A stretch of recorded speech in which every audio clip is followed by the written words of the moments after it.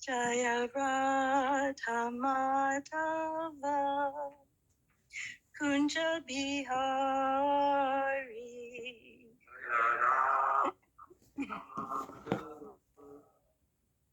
Kunja Bihari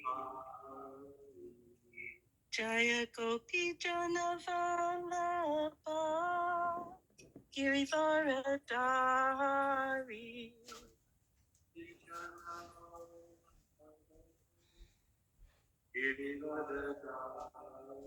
Yashodanandana Braja Janaranjana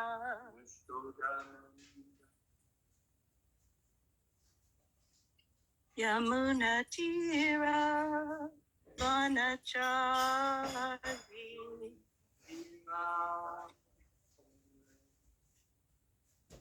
Jaya Radha Madhava Kunja Bihari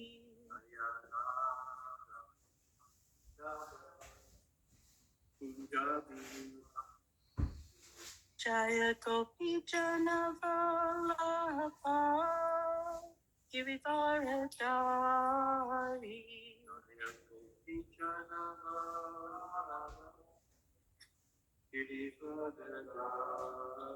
Yashodanandana Braja Janaranjana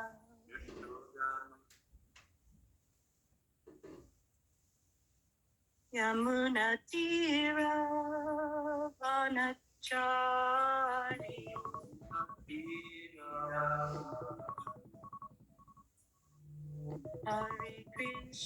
Hare Krishna Krishna Krishna Hare Hare Hare Rama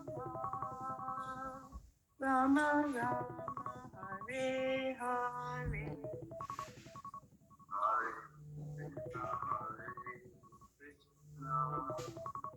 Krishna Krishna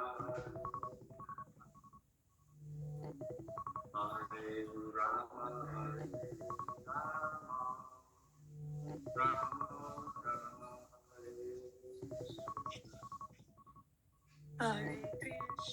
Hare Krishna Krishna Krishna Hare Hare Hare Rama Rama Rama Hare Hare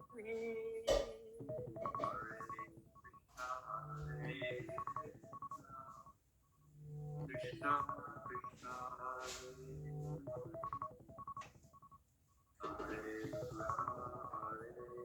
Rama Rama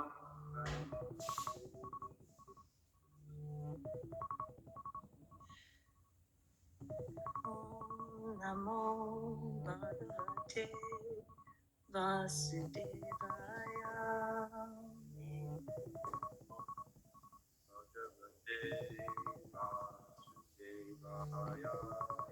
Om Namo Bhagavate Vasudevaya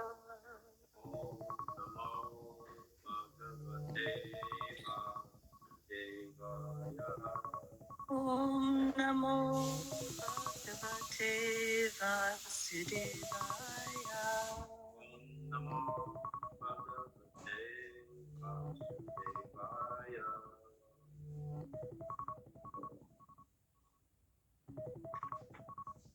So let's just jump right to where we're going today. Srimad Bhagavatam, first canto, third chapter, text 39, I've been told. Does that sound right?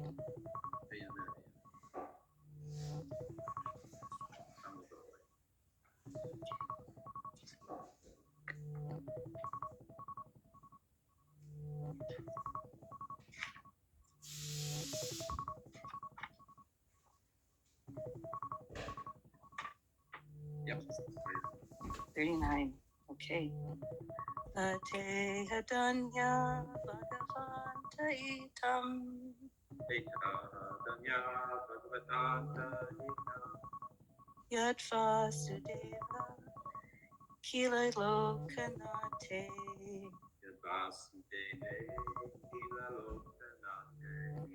Kurvanti Sarvatmakamatma Bhavam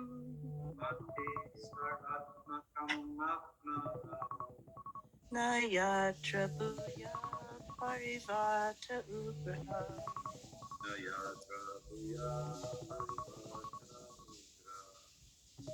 Adehadanya Bhagavanta Itam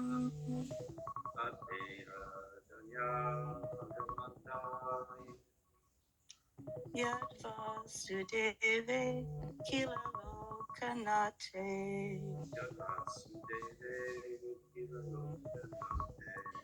Kurvanti Sarvatmakam Atma Bhavam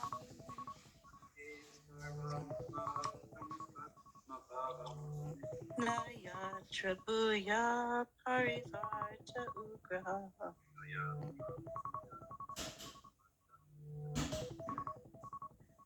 Adehadanya Bhagavanta Itam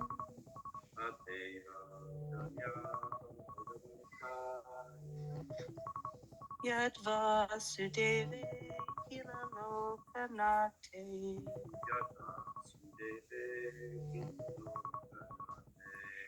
Kurvanti Sarvatmakam Atma Bhavam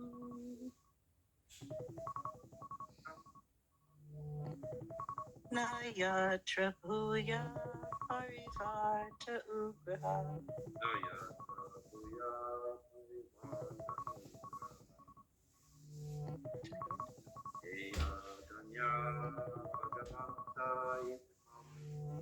Adehadanya Bhagavanta Itam Yad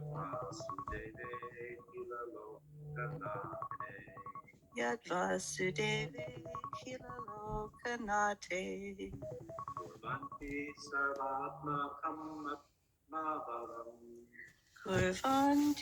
Sarvatmakam Atma Bhavam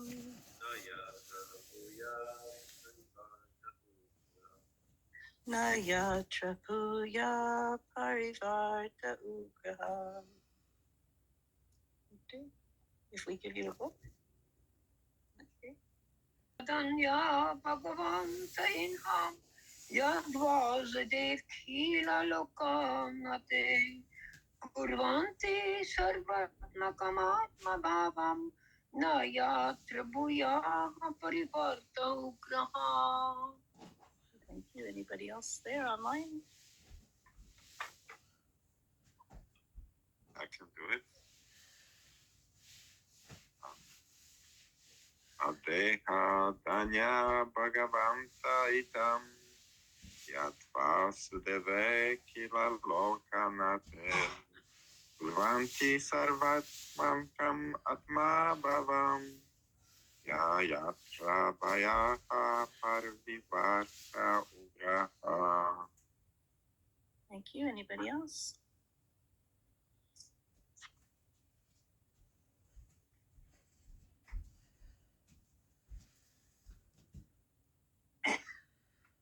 I can do it, nothing. Seems good. We'll go on. Adanya Bhagavanta Itam Yad Eve Kila Lokanatha Kurvanti Sarvatmakam Atma Bhavam Nayatra Bhuya Parivarta Ugraha. I don't know how. There should be something in it. Thank you. Anybody else?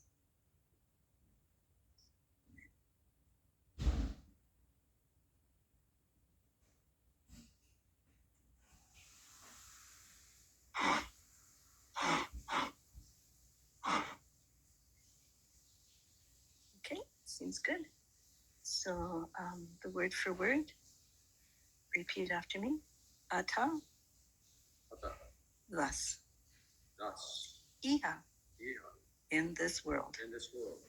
Danyaha, successful. Bhagavan, Oh, sorry, that's not all of it. Bhagavantaha. Bhagavananta. Nice. Perfectly cognizant. Typically cognizant. Eat hum. Yes. Oh, sorry, Such. such. Yat. Yeah. What? What? Vasudeve. Vasudeve. Unto the personality of Godhead. Akila. Ila. All embracing. All embracing. Loka nate. Kaha. Unto the proprietor of all the universes. To the provider of all the universes. Kurvanti. Kurvanti. Inspires. Inspires. Sarva atmakam. Sarva Atma. 100%. 100%. Atma. Atma. Spirit. Spirit. Bhava. Bhava. Ecstasy. Ecstasy. Na. No. Never. Never. Yatra. Yatra. Wherein. Wherein. Bhuyaha. Bhuvya. Again. Again. Parivartaha. Parivrata. Repetition. Repetition. Ugraha. Ugraha. Dreadful. Dreadful. Translation by Srila Prabhupada. Only by making such inquiries in this world can one be successful and perfectly cognizant. For such inquiries invoke transcendental ecstatic love unto the personality of Godhead, who is the proprietor of all the universes, and guarantee cent% immunity from the dreadful repetition of birth and death. Repeat after me. Only by making such inquiries Only by making such inquiries in this world in this world can one be successful can one be successful and perfectly cognizant. and perfectly cognizant.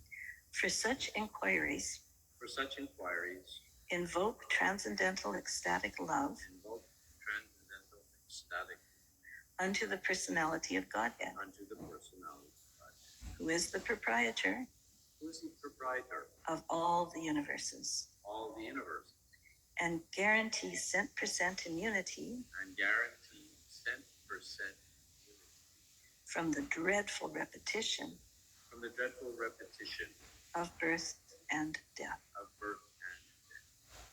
Purport by His Divine Grace also. Srila Prabhupada Ki Jai. The inquiries of the sages, headed by Shanika, are herewith praised by Sutta Goswami on the merit of their transcendental nature. As already concluded, only the devotees of the Lord can know him to a considerable extent, and no one else can know him at all. So the devotees are perfectly cognizant of all spiritual knowledge. The personality of Godhead is the last word in absolute truth. Impersonal Brahman and localized Paramatma, Supersoul, are included in the knowledge of the personality of Godhead. So, one who knows the personality of Godhead can automatically know all about him, his multipotencies, and his expansions. So the devotees are congratulated as being all successful. A cent% devotee of the Lord is immune to the dreadful material miseries of repeated birth and death. Om Gana Timirandasha Jananjana Shalakaya Chakshurumilitam Vina Tasmai Shri Gurave Enam. Offer my respectful obeisances to the whole translators, the whole Parampara, my spiritual master, all assembled Vaishnavas. So, one of the first things in this verse is it says, only by making such inquiries. So we have to remember what inquiries we're talking about. And it's 77 verses ago that the inquiries started. So I'm assuming that that was back in April sometime. If we go by the 77 days plus a few Ekadashis and a few Sundays with Sri Chaitanya Charitamrita. So probably in the middle of April, we were studying these 6 questions that are referred to in this verses, making such inquiries. So these actually are the 6 questions that form the subject matter of the conference of the sages at Namisharanya, and as a result form the entire structure of Srimad Bhagavatam. So what are these important 6 verses? Does anyone remember what the first question that the sages had when they assembled there at Namaskiranya 77 verses ago, or from previous study?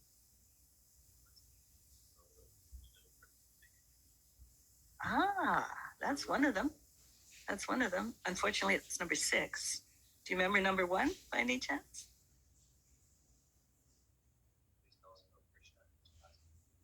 That's also one of them. It's number 5.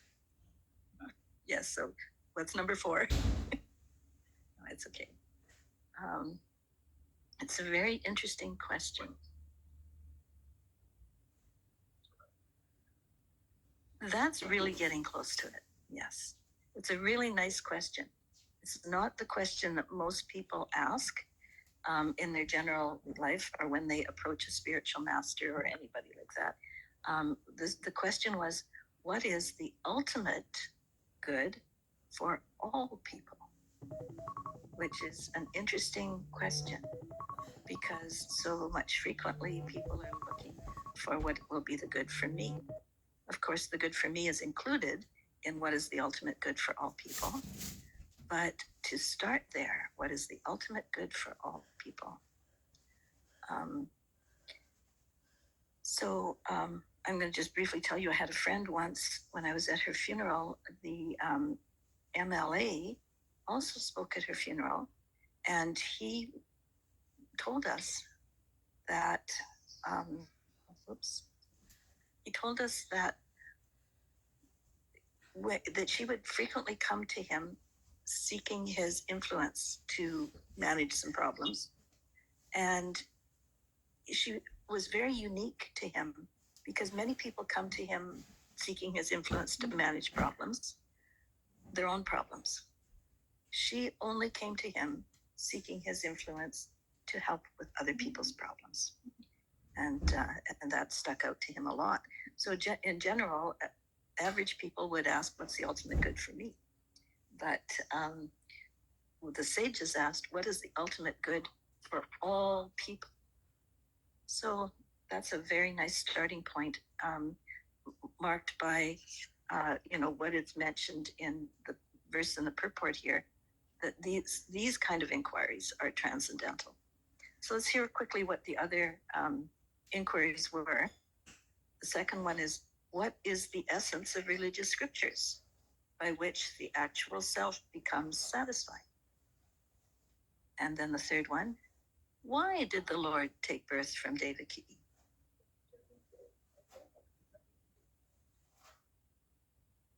He's needing it in order to hear it all, I think. But hopefully he'll come back for question time so he can give comments and questions. Okay.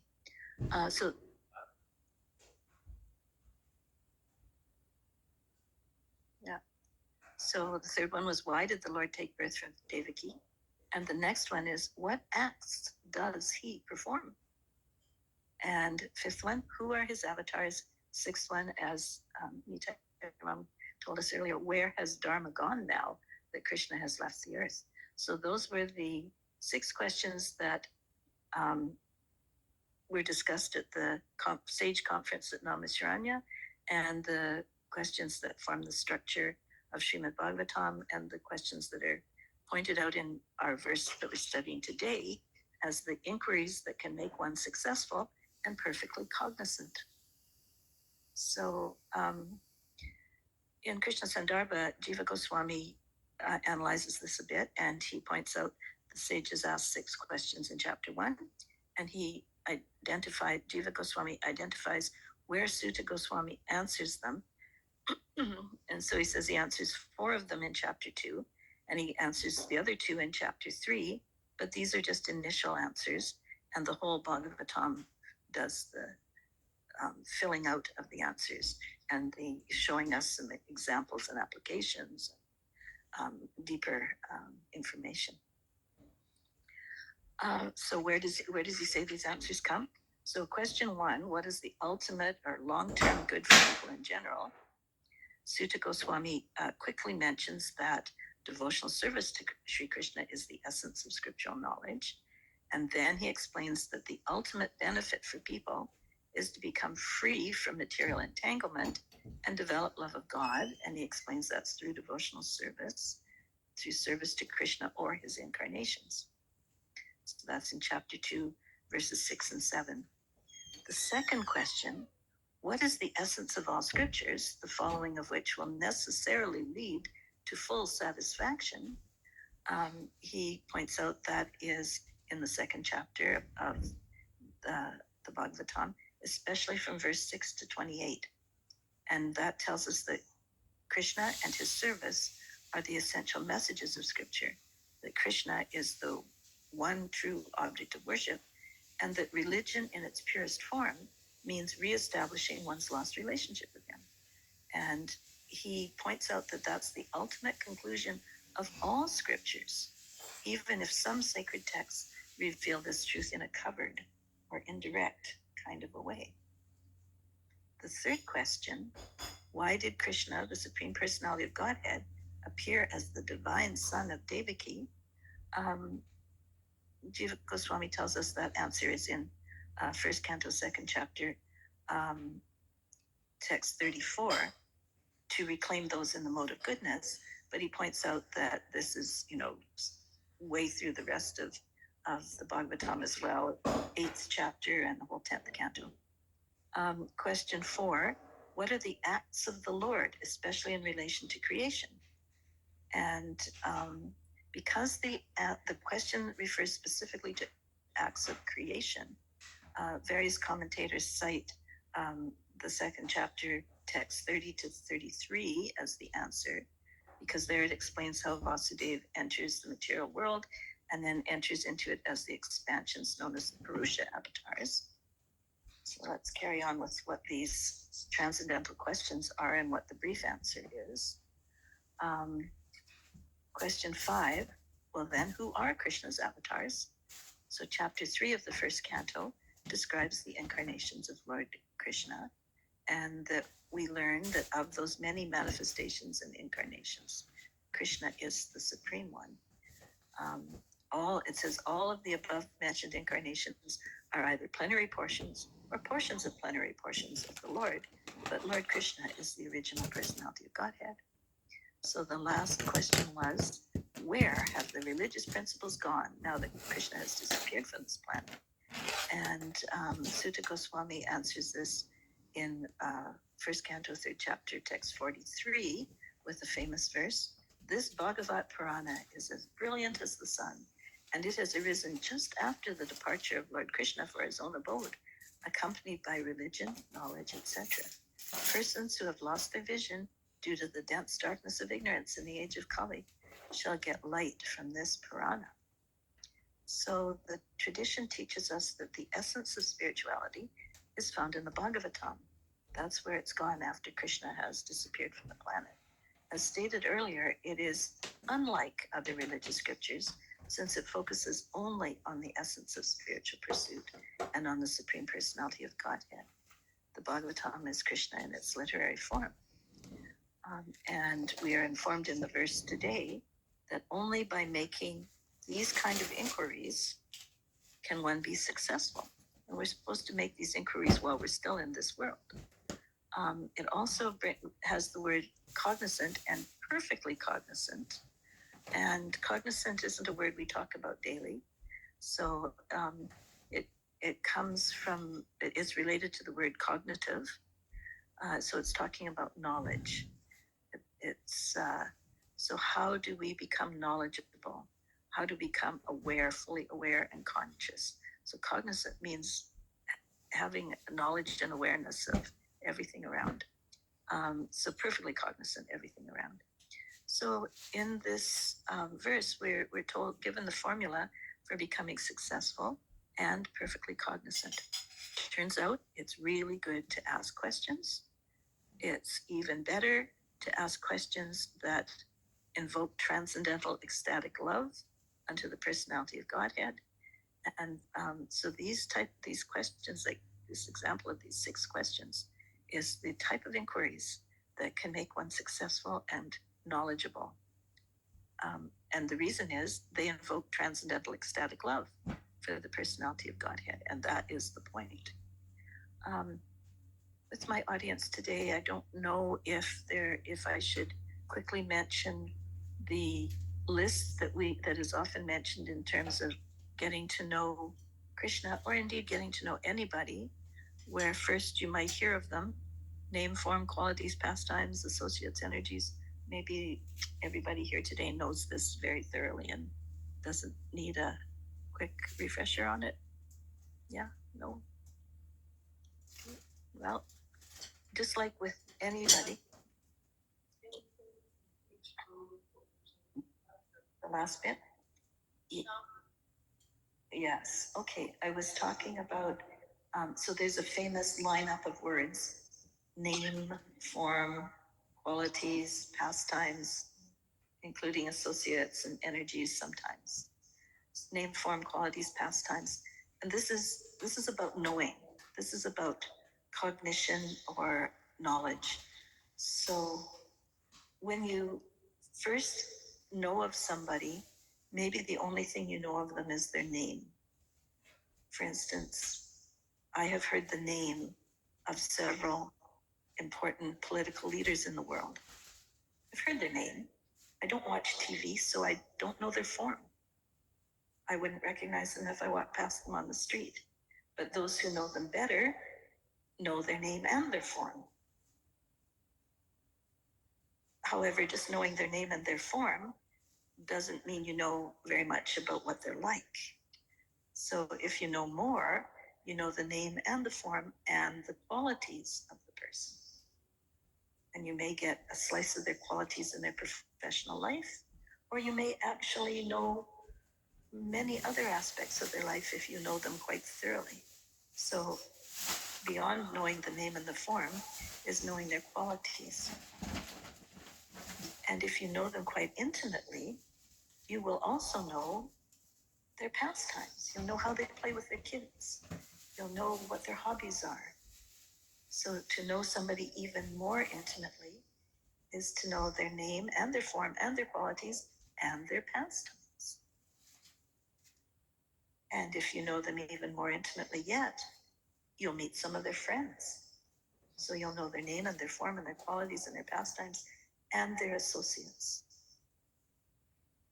And if you come to know them very deeply, you may even be able to predict their response to things. You'll understand their energies. You'll know what drives them. So then you'll know their name and their form and their qualities and their pastimes and their associates and their energies. So this would make you really know. That's what you're at if you really know somebody. If you really, really know them, you know all of those things about them. And so that's a list of,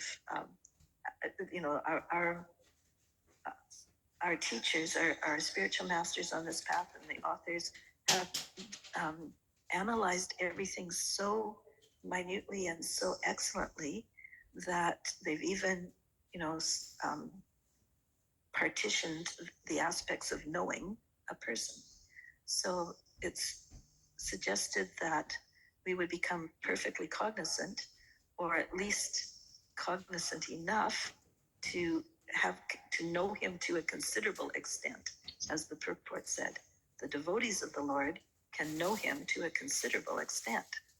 Of course, with our limited capacity, we're not going to know the unlimited fully, but we can know him to a considerable extent, to some range of this name, form, qualities, and pastimes. This wonderful Bhagavatam gives us some insight into his pastimes. It tells us about his relationship with his associates. So this is extraordinarily wonderful knowledge.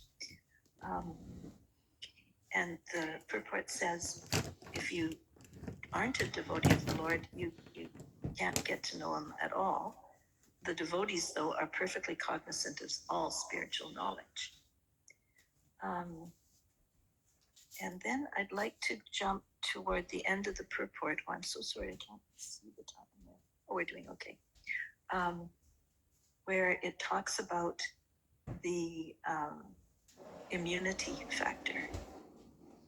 The end of the verse talks about the guarantee of 100% immunity from the dreadful repetition of birth and death. So just before we talk about the immunity, let's talk about the 100%. This was an old-fashioned way of saying 100%. And even nowadays, there's even like an emoji for that, right? You can pick an emoji on your text or your WhatsApp where it's a little red 100 with a couple lines under it, like, and that's how you show you totally agree with somebody. You go 100, because 100%.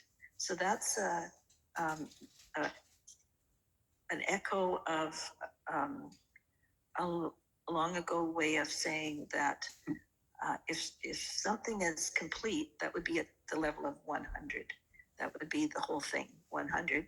And then whatever portion of it, that would be the portion per 100. If the whole thing is 100, then 50 is half of it. So then it would be 50 out of 100, so 50%. And if the whole thing is 100 and almost there, then 99 is 99 out of 100, so 99%, 99 out of 100.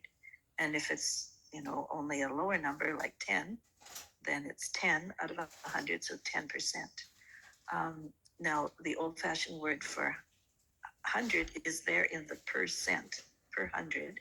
And so when you say cent percent, that means you're saying 100 out of 100. So this is an ironclad guarantee here. 100 out of 100 immunity from the dreadful repetition of birth and death.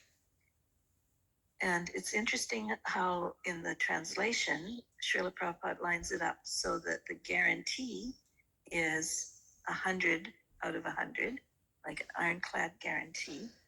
And in the purport, he also lines it up as the devotee being 100% devotee.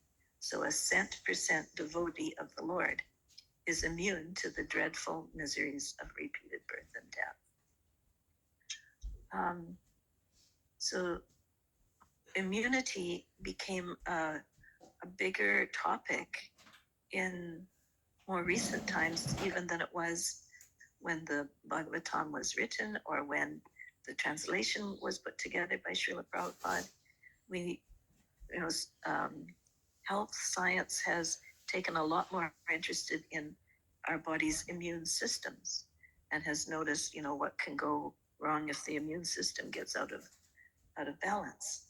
And with the COVID pandemic recently and more awareness of pandemics, the idea of immunity has become an even, it's discussed a lot. Is the vaccine going to give us immunity? Did we get immunity from having had it before? How are we going to get immunity, population immunity? Where lots of discussion about immunity. Immunity meaning that it's not going to affect you. So the disease can be rampant, but if you have immunity, you're not going to be the one that gets it. So the dreadful repetition of birth and death is way more than an epidemic, way more than a pandemic. It's like affects absolutely everybody on this planet, except there's a guarantee here for getting immune from it. So first, of course, we need to recognize that it's not a good thing to keep on having a repetition of birth and death. I know some people who have gone like, well, I've been pretty good in this life, so I don't mind having another lifetime. My karma's pretty good. It'll be better than this time because I've been so good. But the general idea from spiritual side is don't count on it. Don't count on it. There is actually a danger in repeated birth and death. It's not the true the experience that the spirit soul should be engaged in. So it's described here as dreadful, the same word that is used in the name of Lord Nrsimha when he is most dreadfully angry. So we don't want actually to settle for the repetition of birth and death. We do want immunity from that. So the formula in this verse and all the Bhagavatam and Bhagavad Gita and all the writings, Srila Prabhupada, wanting us to be happy, wanting us to be immune from this dreadful material miseries. And the formula is given that the knowledge of the personality of Godhead, which includes, of course, his expansions and includes, of course, localized Paramatma, Amina is not coming these includes personal Brahman. Anyway,